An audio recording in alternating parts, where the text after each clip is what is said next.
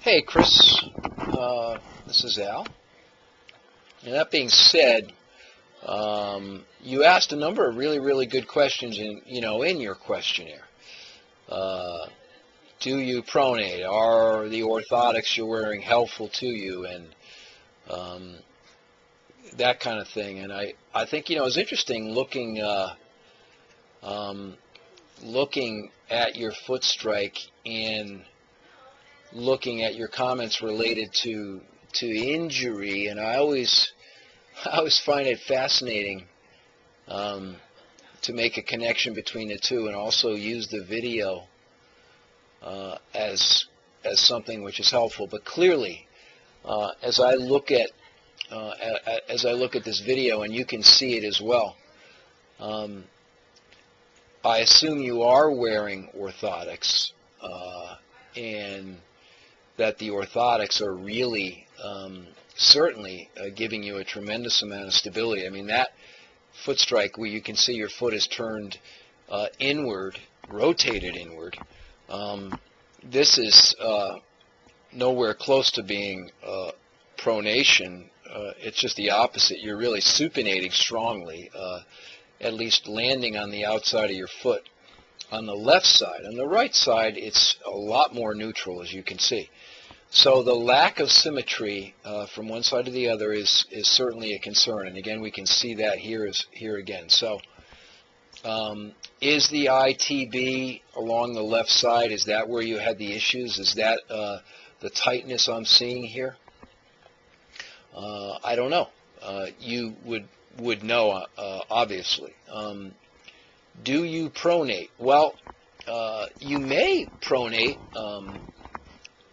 It's a little hard to say. How much is the orthotic controlling that pronation? Clearly, though, you're landing on the outside of your foot. That's supinating, and then as you go through stance on the left side, that's pronation there. So we can see, again, looking here, very subtle yet significant changes coming down on the outside of the foot, landing, and then rolling inward. And I sense from all of that movement a real tightness along the left side and through your hips.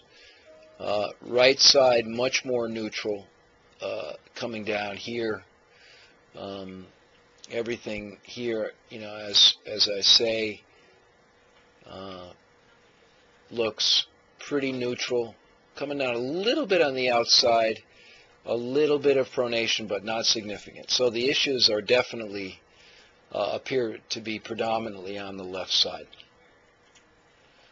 So there's a few comments there on the foot strike elements of your form, and I definitely get a sense, Chris, that that certainly some tightness through the hips is a factor in some of the things you've experienced. I'll also, going back to your video, the earlier phases of your video, once again, in slow motion, it's a little bit hard to see. I think at regular speed, it's a little easier to see. This is actually quite easy to see, I think. Is you appear to me to be tight through the hip flexors here. And what is that causing? As I watch you run, I get the impression that you're sitting back a little bit. I'd like to see the front open up more.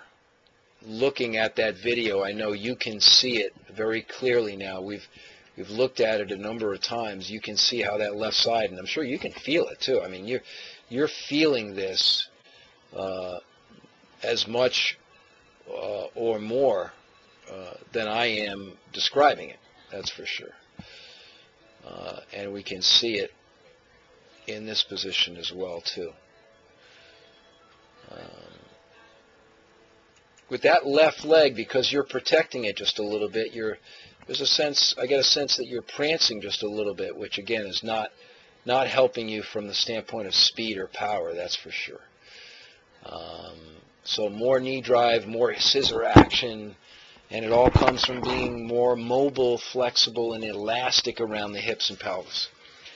Spend a lot of time with Runner Core Fix the Hips, and as well as the mobility series. Really, really important for you to just work on daily, work on opening up your hips and getting more mobile through your hips. It's going to be very, very important and really valuable for you. And you'll see a lot of benefit from that. So, well, Chris, I hope this was helpful. We've touched on a bunch of stuff here, and it's all good, man. Keep on keeping on. You are, as you say, a serial marathoner, and that's cool, man. A couple of little subtle changes here are going to be powerful for you to be able to really be able to run easier and run faster and take advantage of some good training. So, all right, look forward to seeing you soon. Best of luck. Take care.